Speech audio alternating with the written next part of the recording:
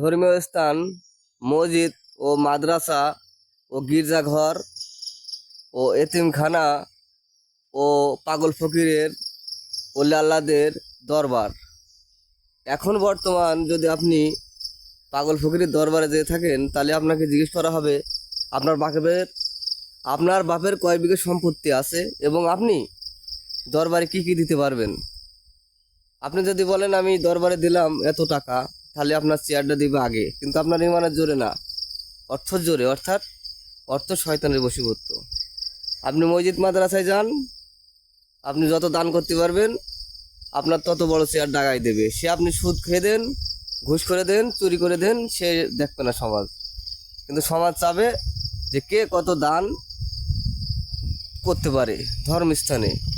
কিন্তু ধর্মস্থানে ধর্মর অগ্রসরী হয়ে যারা দেখলাম যে আল্লাহ রাসুলের যারা ধর্মভীতু, পুনরায় হিসাব করে দেখলাম যে ইমানের কাছে টাকার কোনো মূল্য থাকে না।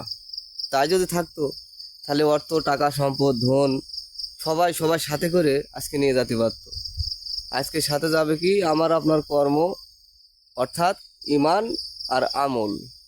তো ইমান আর আমলের জোর যদি আমার আপনার না থাকে, তাহলে টাকা দিয়ে কী করবেন, জমি দিয়ে কী করবেন, গাড়ি দিয়ে কী করবেন, বাড়ি দিয়ে কী করবেন?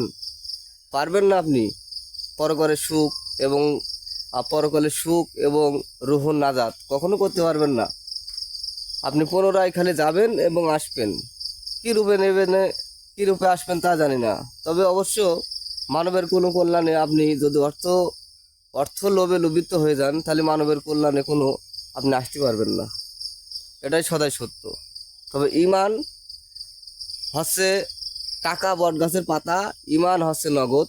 আল্লাহ রাসুল সত্য, পীর মুর্শিদ সত্য, হক আল্লাহ, হক মুর্শিদ, দিন দয়াময়, ইয়া রাসুল আল্লাহ, ইয়া হাবিবাল্লাহ সাল্লাল্লাহু আলাইহি সাল্লাম।